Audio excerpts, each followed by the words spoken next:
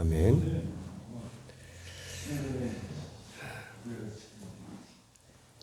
고아의 아버지라고 불리는 이 조지 뮬러는 그 애슐리 타운이라고 하는 고아원을 세워서 고아들을 돌봤습니다.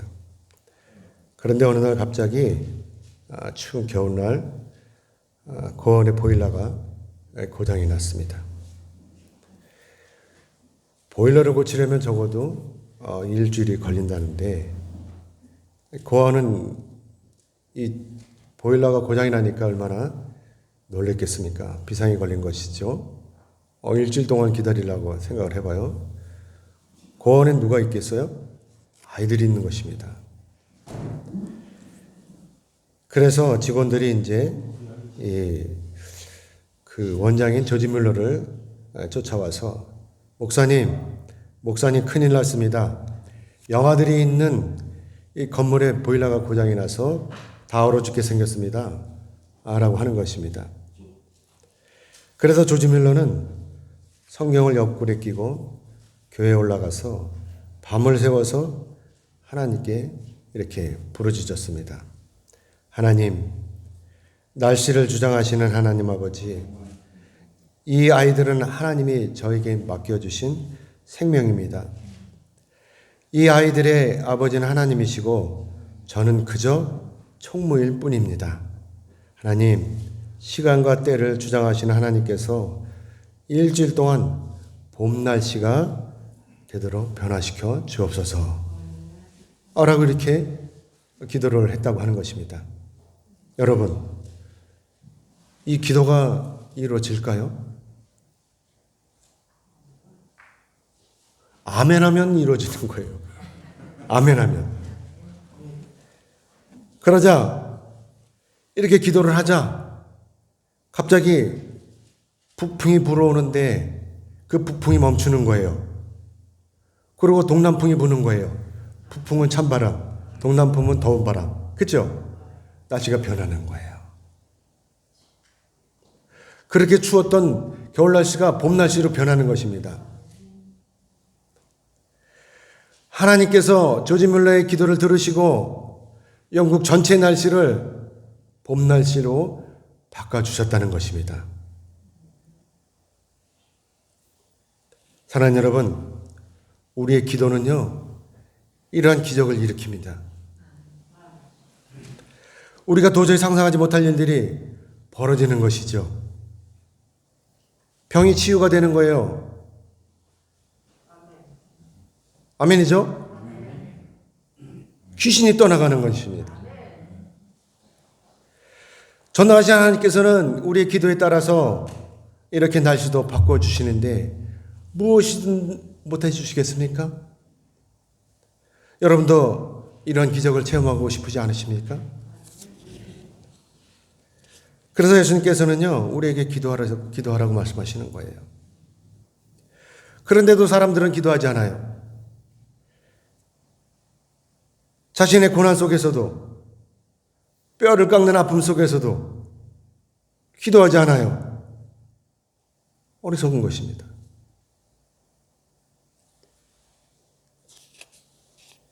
견딜만 하니까 그럴까요? 저는요, 이렇게 고통 중에 있으면서도 기도하지 않는 사람들을 보면 저는 이렇게 생각해요. 아직도 숨쉴만 하구나.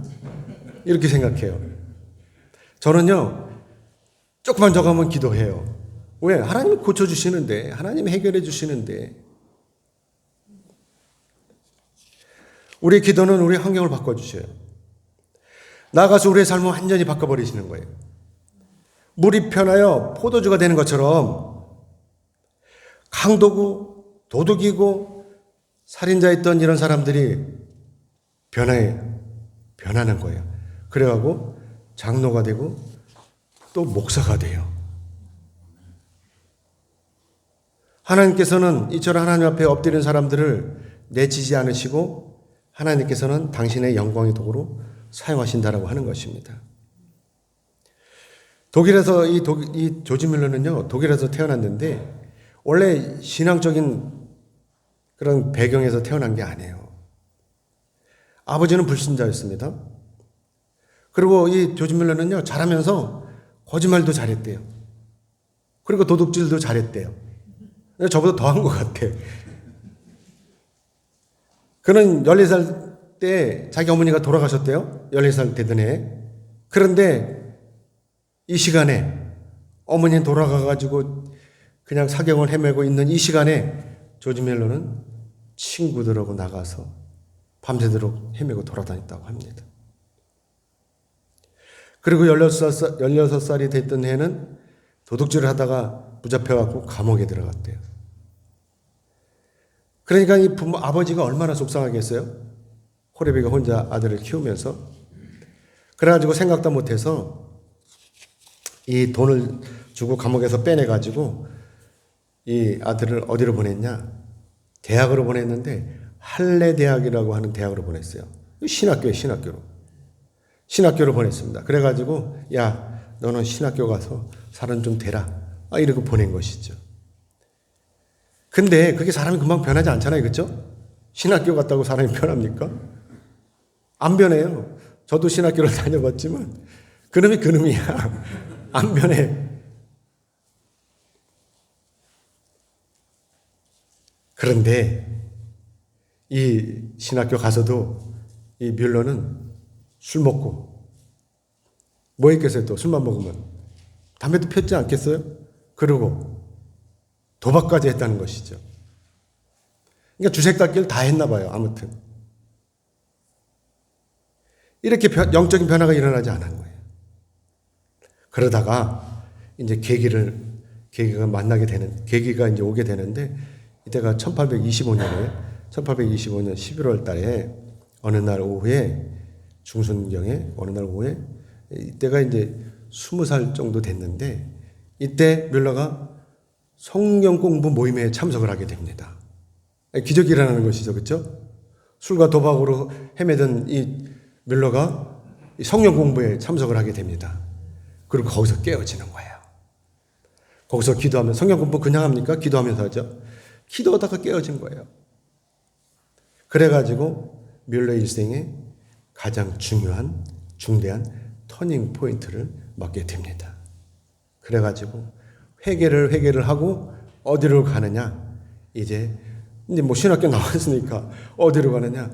영국 선교사 협회 선교사가 되어서 이제 영국으로 파송을 받게 되는 것이죠. 그리고 이렇게 애슐리 타운이라는 고아원을 차려서 이렇게 고아들을 돌보는 이런 선교사가 됐다고 하는 것입니다. 사랑하는 여러분, 하나님께서는요, 하나님의 일을 하셔요. 우리는 우리 일을 한다고 하지만 우리 일을 하나님께서 대신해 주시는 걸 여러분 경험하시기 바랍니다. 망나니였던 이 물러가요, 선교사가 된 것은 뭐 때문입니까? 하나님의 은혜인 거예요. 뮬러가 신학교에 가지 않았더라면, 또 뮬러가 기도하지 않았더라면 이렇게 변했을까요? 뮬러는 평생에요 5만 번 이상의 기도 응답을 받았다고 합니다. 기도하지 않으면요 응답도 없어요. 기도하지 않으면 절대로 변하지 않아요. 남들은 다 변하고 남들은 다 잘 사는 것 같은데 그런데 나는 언제나 변함없이 그냥 그대로인 것입니다. 날마다 고민 속에서 호적거리면서도 그래도 기도는 하지 않고 세상을 원망하는 거예요. 어떤 때는 하나님을 원망하기도 합니다. 세상이 변해도 내 머리가 하얗게 변해도 기도하지 않는 나는 이대로 이 자리에 그냥 머물게 되는 것입니다. 그리고 비참한 인생으로 비참한 삶을 살다가 비참하게 인생을 마무리하게 되는 것입니다. 남들은 다 천국으로 가는데 나 혼자서만 어떻게 돼요? 홀로 떨어져 가지고 유황불이 지글거리는 그 지옥 속으로 떨어지는 것입니다. 그래서 예수님께서 말씀하시는 것입니다. 기도하라고 말씀하시는 것입니다. 오늘 본문 1절의 말씀을 우리 같이 보겠습니다. 오늘 본문 1절의 말씀입니다. 같이 읽겠습니다. 시작. 예수께서 그들에게 항상 기도하고 낙심하지 말아야 할 것을 비유로 말씀하여. 아멘. 예수님께서 여기서 두 가지를 말씀하시죠. 첫 번째는 뭐죠? 항상 기도하라는 말씀이신 것입니다. 예수님의 이 말씀은 모든 일을 멈추고 오직 기도에만 몰두하라는 말씀이 아니에요. 자신의 일상 속에서 하나님과 동행하라는 말씀이신 것입니다. 아무것도 하지 않고 기도만 하라는 게 아니라 자기 생활을 하면서 기도하라고 하시는 것이죠. 아시다시피 사도 바울도 쉬지 말고 기도하라고 이렇게 말씀을 하고 있는데, 이 말씀도 예수님의 이 말씀과 마찬가지로 아무 일도 하지 않고 무조건 기도만 하라는 말씀이 아닌 것이죠. 우리 자신이 매 순간을 주님의 도우심과 인도하심에 따라서 나를 완전히 하나님 앞에 맡기는 이 순종의 삶을 살라는 말씀이신 것입니다. 자, 그리고 두 번째는 기도하고 낙심하지 말라고 하는 말씀이신 것입니다. 우리는 가끔 작정하고 기도하면서 이에 대한 하나님의 응답이 늦어지면 어떻게 하죠? 낙심을 하게 됩니다. 하나님의 깊고 오묘하신 그 계획을 우리가 이해하지 못하고 지레 겁을 먹고 두려워하면서 조바심할 때가 많죠. 어떻게 하면 좋아? 이거 어떻게 하면 좋아? 하나님께서 왜 이렇게 기도 응답을 안 해주시는 거야? 하면서 기도를 포기하고 마는 거예요. 그래서 예수님께서 오늘 말씀하시잖아요. 우리 하여금 기도하다가 낙심하지 말라는 이 말씀을 하시잖아요. 그래서 오늘 보면 2절의 말씀을 보면 예수님께서 비유로 말씀하시는데, 어떤 도시에 하나님을 두려워하지 않고 사람을 무시하는 재판장이 있었다고 합니다. 사랑하는 여러분, 하나님을 믿는 이 유대 사회에서, 이스라엘 사회에서 하나님을 두려워하지 않는다고 하는 것, 또 이렇게 말씀하시는 예수님의 이 말씀을 여러분은 이해가 되십니까? 어떻게 교회 다니면서 하나님을 두려워하지 않지? 이런 말이 이해가 됩니까? 도대체 이 재판장이 어떤 사람에게 전능하신 하나님을 두려워하지 않았을까요? 그래서 우리가 오늘 이것을 생각해 보면 이 사람은 유대인이 아니다 라고 하는 결론에 도달하게 되죠. 왜냐하면 당시 유대 사회에서는 그 일반적인 시시비비는 재판장이 아니라 장로들을 찾아가요. 장로를 찾아가서 시시비비를 가리게 되는 것이죠. 그렇기 때문에 이 재판장은 당시의 통치자였던 헤롯이 임명한 재판장이었거나 아니면 로마에 의해서 임명된 재판장이었을 것이다 라고 우리는 짐작할 수가 있죠.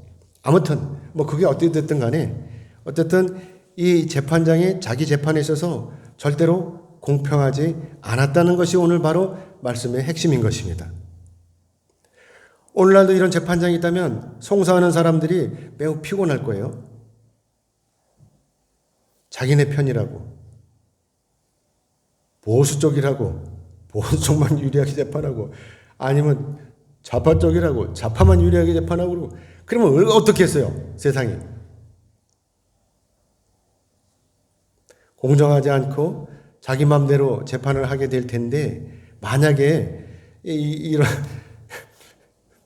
재판장한테 걸리면 내 수중에 내가 재판을 하려고 하는데 이렇게 공정하지 않은 재판장한테 걸리면 어떻게 해요? 수중에 돈이 없으면 어떻게 하겠어요? 또 아는 사람이 없다면 이런 사람한테 걸리면 무조건 지는 거예요. 그렇죠? 돈도 없고 백도 없고 어떻게 이기겠어요? 이렇게 불공정한 재판장한테 걸리면 유전무죄이고 무전유죄인 것이죠. 이런 재판이 이루어지는 것입니다. 그런데 불행하게도 어떤 한 가부가 있는데 하필 이 가부가 이 불공정한 이 재판장이 있는 동네에 살고 있었던 것입니다. 지금 억울해 죽겠는데 이 동네에 살고 있는 거예요. 그런데 이 사람한테 가야 되는 것입니다. 사랑하는 여러분, 이때 가부에게 있어서 억울한 일이 무엇이겠습니까? 당시에는 남편이 없는 과부는요, 세상의 천덕꾸러기였어요. 만약에 죽은 남편이 유산이라도 좀 남겼더라면 동네의 이 나쁜 사람들이요, 이 유산을 뺏기 위해 가지고 두세 명의 증인을 세워서 거짓 증인을 세워갖고 이 유산을 모두 뺏어버리는 거예요. 그렇기 때문에 유산이 있어도 결국은 과부는 이렇게 빈털터리가 되고 마는 것입니다. 다 빼앗기고.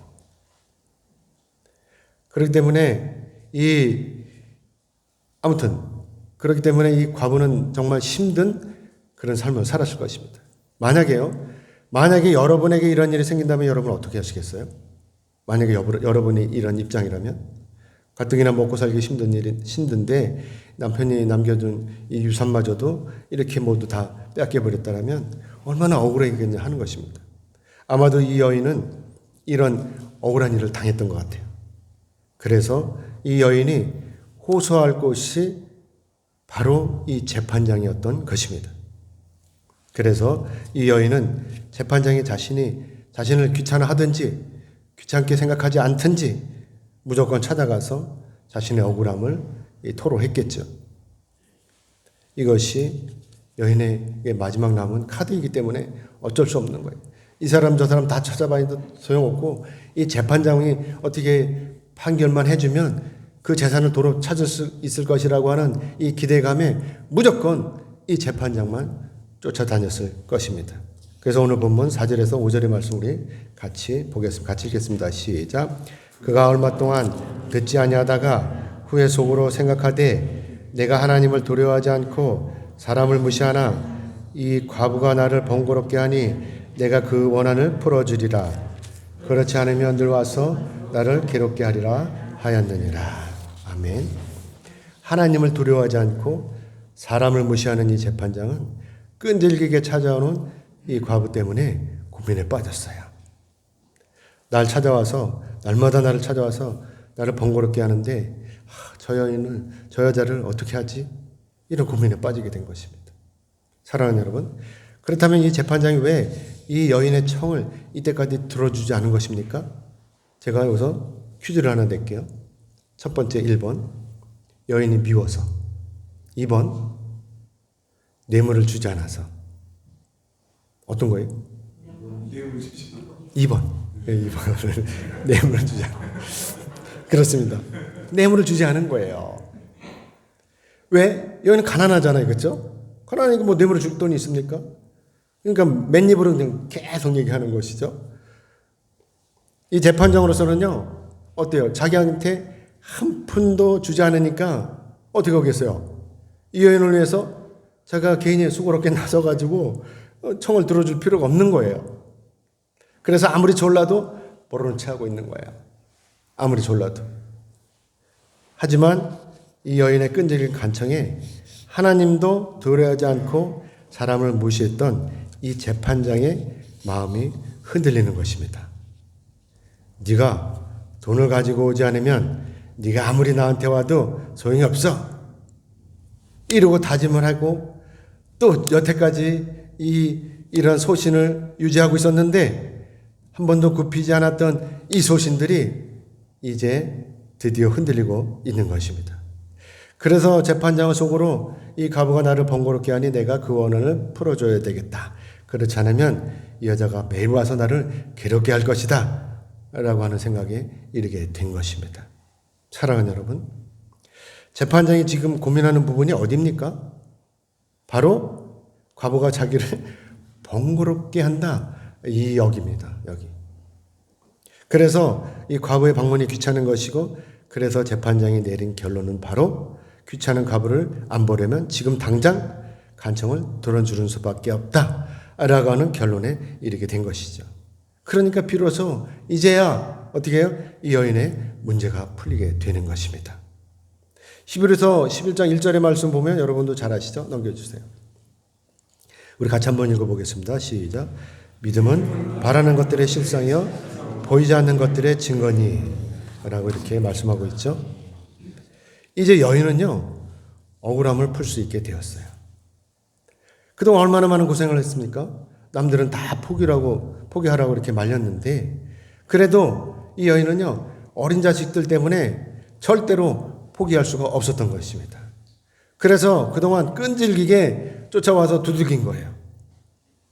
어떻게든지 자기 억울함을 풀어달라고 두드린 것이죠. 그러니까 이렇게 결과적으로 이렇게 믿음의 기도가 이렇게 현실에서 이루어지고 있는 것입니다. 도대체가 열리지 않을 것 같았던 그 재판장의 마음이 열리게 된 것입니다. 남들은 다 포기하라고 했지만 이 여인은 포기하지 않고 두들겼기 때문에 열린 것입니다. 이것이 바로 기적인 것입니다. 기적은 기도하는 사람에게 일어나는 거예요. 기도하지 않고 맨날 잠만 자는 사람한테 기적이 일어나겠습니까? 이 여인이 기도하니까 불의한 재판장도 마음을 돌리고 우리가 기도하니까 이렇게 아름다운 교회가 맨 땅에 세워지게 되었던 것입니다. 우리가 바라는 것들이 이렇게 실상으로 나타나는 거예요. 언제? 기도하니까. 그래서 예수님께서 이렇게 말씀하시는 것입니다. 오늘 본문 6절로 7절의 말씀 같이 읽겠습니다. 시작. 주께서 또 이르시되 불의한 재판장이 말한 것을 들으라.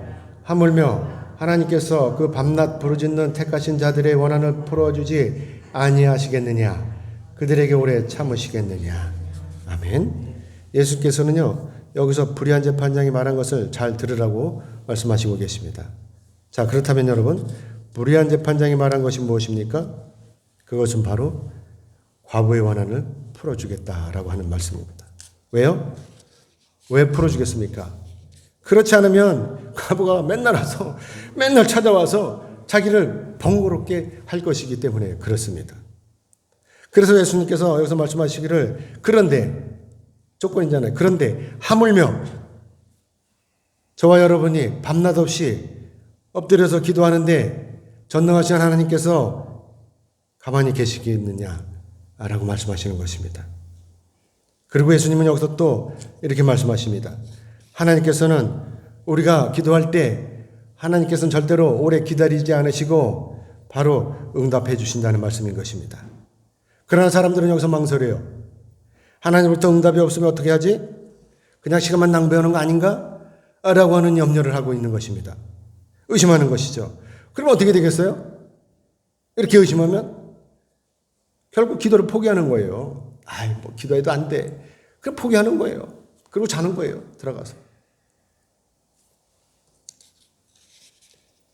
이렇게 자기 기도가 응답되어지는 것을 전제로 하지 않으면 기도는 결코 진전될 수가 없는 것이죠. 포기하고 마는 것이죠. 그래서 예수님께서 말씀하시는 것입니다. 낙심하지 말고 또 포기하지 말고 기다리면서 기도하라는 말씀이신 것입니다. 어떻게 해요? 하나님께서 응답하실 때까지 기도하라는 말씀이신 것입니다. 조지 뮬러가 5만 번의 기도 응답을 받은 것은 바로 하나님께서 응답하실 것을 믿고 끝까지 기도했기 때문입니다. 아멘이죠? 성경에는요, 기도하는 사람들이 너무나 많아요. 그 중에서도 우리는 누구를 꼽을 수 있냐? 다니엘을 꼽을 수 있습니다. 그 다니엘서 9장 3절의 말씀을 보면 같이 보겠습니다. 9장 3절의 말씀 보면 이런 말씀이 있어요. 시작. 내가 금식하며 베옷을 입고 죄를 덮어쓰고 주 하나님께 기도하며 간구하기를 결심하고 라는 말씀이 있습니다. 다니엘이 이렇게 금식을 하고 베옷을 입고 죄를 뒤집어쓰고 하나님 앞에 엎드려서 기도하는 것, 이렇게 결심하기로 한 것, 이유가 있습니다. 이렇게 기도하려고 하는 이유가 있어요. 그래서 이 기도하는 때가 언제이고 이렇게 기도하는 때가 언제이고 또 그 이유가 무엇인지 다니엘서 9장 1절로 2절의 말씀에서 이렇게 설명하고 있습니다. 바로 3절 앞에 있는 1절로 2절의 말씀 넘겨주세요. 우리 같이 읽겠습니다. 시작. 메대 족속 아하수에로의 아들 다리오가 갈대아 나라 왕으로 세움을 받던 첫 해 곧 통치 원년 나 다니엘이 책을 통해 여호와께서 말씀으로 선지자 예레미야에게 알려주신 그 연수를 깨달았나니 곧 예루살렘의 황폐함이 70년 만에 그치리라 하신 것이니라. 아멘. 여기서 다리오 왕 원년이라고 이렇게 말씀하고 있는데 이때는 언제냐? 바로 BC 538년입니다. 이때는 다니엘이 포로로 잡혀온 지 68년이 지난 때예요. BC 605년에 잡혀왔는데 잡혀온 지 68년이 지난 때이고 여러분도 아시다시피 유대인들이 예루살렘으로 귀환하기 2년 전입니다. 2년 전에 이걸 깨달은 거예요. 다니엘이. 그리고 기도를 하는 것입니다. 그렇기 때문에 이제 2년이 지나고 나면 전능하신 하나님의 계획에 따라서 유대인들이 포로에서 풀려나서 꿈에 그리던 예루살렘으로 귀환을 하게 되는 것입니다. 그런데 여러분, 이것은요, 분명히 하나님께서 에레미야에게 약속하신 때인 거예요. BC 536년에 이 포로들을 전부 귀환시켜서 예루살렘으로 귀환시키려고 하신 하나님의 계획이 있으신 것입니다. 에레미야를 통해서 분명히 약속하신 때인 것입니다. 그렇기 때문에 이때가 되면 이 유대인들은요, 어차피 하나님께서 이루시는 대로 다 예루살렘으로 귀환하게 될 것입니다. 꿈에 그리던 고향으로 다 돌아가게 되는 것이죠. 그런데 그럼에도 불구하고 다니엘이 지금 2년 전에 이걸 알고 있으면서도 2년 전에 금식을 하면서 죄를 뒤집어쓰고 하나님 앞에 엎드려서 기도하는 것입니다. 사랑하는 여러분, 그러면 다니엘이 왜 이렇게 기도할까요? 분명히 하나님께서 약속하신 거 이루어 주실 걸 알면서도 왜 기도를 하겠습니까? 그냥 가만히 있어도 모든 문제가 해결이 되는데 왜 이렇게 궁상을 떠는 것일까요? 다니엘이 지금 전능하신 하나님을 의심하는 것입니까? 여러분, 이 일을 어떻게 생각하십니까? 다니엘이 괜한 일을 한다고 생각하십니까? 사랑하는 여러분, 다니엘이 괜한 일을 하는 것이 아닙니다. 다니엘은 누구보다도 신실하신 하나님, 전능하신 하나님을 믿고 있습니다. 그렇기 때문에 전능하신 하나님께서 이 일을 꼭 이루실 것도 믿고 있는 것입니다. 그런데도 다니엘이 이렇게 하나님 앞에 엎드려서 금식을 하고 죄를 덮어쓰고 기도하는 것은 바로 기도하는 일이 다니엘에게 주어진 의무이기 때문에 그렇습니다. 하나님께서는요, 우리가 기도하기를 원하십니다. 이미 하나님께서 우리에게 응답하기로 다 적정이 되었음에도 불구하고 하나님께서는 우리가 기도하기를 원하십니다. 우리가 기도하기 전에 하나님은 다 준비하고 계셔요. 그런데도 하나님은 우리에게 기도하라고 하십니다. 왜냐하면 하나님께서는 우리의 기도를 통해서 우리와 교제하기를 원하시기 때문에 그렇습니다. 하나님께서는 에덴 동산을 창설하시고 흙으로 아담을 지으셨습니다. 하나님께서 아담을 지으신 이유가 무엇입니까?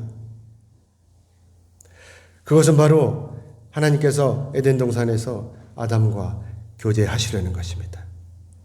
하나님의 이 마음은요, 아담으로부터 오늘날 우리에게 이르기까지 한 번도 변하신 적이 없으십니다. 우리와 교제하시기를 원하시는 것입니다. 그렇기 때문에 기도하는 사람이니 다니엘이 하나님의 거룩하신 이 뜻을 너무나 잘 알고 있기 때문에 이렇게 금식을 하면서 죄를 덮어쓰고 하나님 앞에 엎드려서 기도하고 있는 것입니다. 다니엘이 하나님과 교통하고 교제하는 것입니다. 저도 이렇게 저녁에 나와서 기도하면요, 하나님하고 무한한 대화를 하게 됩니다. 교통하는 것이죠. 하나님은 저뿐만 아니라 여러분도 기다리시고 계십니다. 대화하시기를 기다리시고 계십니다. 그래서 하나님께서 자비를 베푸셔서 70년 동안 유대인들이 걸머매고 있던 이 포로의 멍에를 끌어주시고 다 귀환하도록 도와주시는 것입니다. 그래서 2년 뒤 BC 536년에 고레스 왕 때 스룹바벨의 인솔하에 유대인들이 다 귀환을 하게 됩니다. 1차로. 근데 그때 많이 귀환하지 않아요. 5만 명 정도밖에 기도하지 않습니다. 그래서 다니엘이 나중에 또 기도를 해요. 너무나 해석해서. 많은 사람이 갈 줄 알았는데 5만 명밖에 안 가는 거예요. 그러니까 또 기도를 합니다. 결국은 2차, 3차에 걸쳐서 이제 귀환을 하게 되는데, 아무튼 그건 나중에 말씀드리고, 오늘 보면 8절의 말씀 우리 같이 보겠습니다. 8절 같이 읽겠습니다. 시작. 내가 너희에게 이르노니 속히 그 원한을 풀어주시리라. 그러나 인자가 올 때에 세상에서 믿음을 보겠느냐 하시니라. 아멘. 사랑하는 여러분, 하나님께서는 이렇게 하나님의 일을 하십니다. 우리가 기도하면 하나님께서는 우리의 기도에 따라서 반드시 응답을 해주십니다. 여러분은 예수님의 이 말씀을 믿으십니까? 아멘이죠.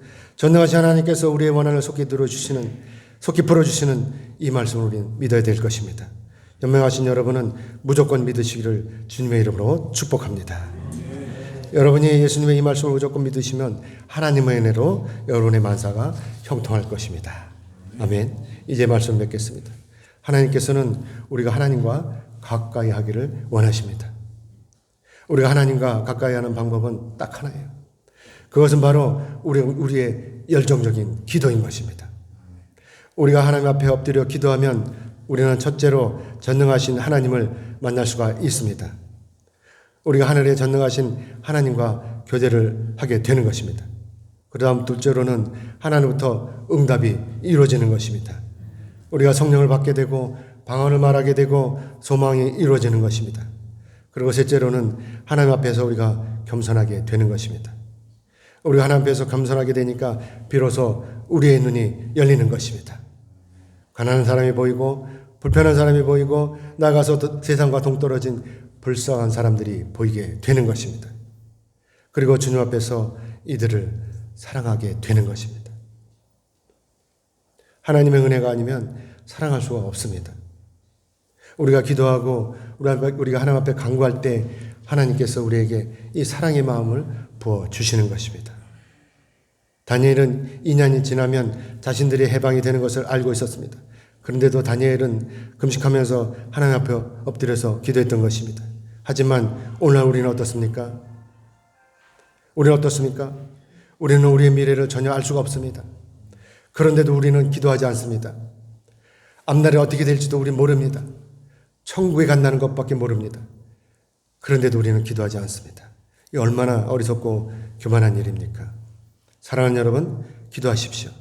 밤이 되었든지 새벽이 되었든지 간에 작정하고 기도하십시오. 이제 얼마나 좋습니까? 날씨도 기도하기 딱 좋은 날씨입니다. 자, 우리가 기도하면 하나님 은혜로 모든 문제가 해결이 됩니다. 오늘 여러분에게 어떤 문제가 있습니까? 오늘 여러분에게 어떤 고민이 있습니까? 이제 전능하신 하나님 앞에 엎드려서 기도하십시오. 하나님께서는 여러분의 기도에 이미 응답을 다 준비하고 계십니다. 다니엘이 이렇게 기도하기로 작정했을 때 이미 하나님께서 가브리엘을 통해서 응답하신 것처럼 전능하신 하나님께서는 여러분의 기도를 이미 응답하시고 계십니다. 저는 여러분이 하나님과 가까워지시기를 원합니다. 그리고 하나님으로부터 베풀어지는 이 놀라운 은혜와 놀라운 응답의 복을 받아 누리시기를 원합니다. 아멘입니까? 아멘 하시는 여러분 모두는 기도하심으로 하나님의 이 응답을 직접 체험하시기를 주님의 이름으로 축복합니다. 아멘. 기도하겠습니다. 하나님 고맙습니다.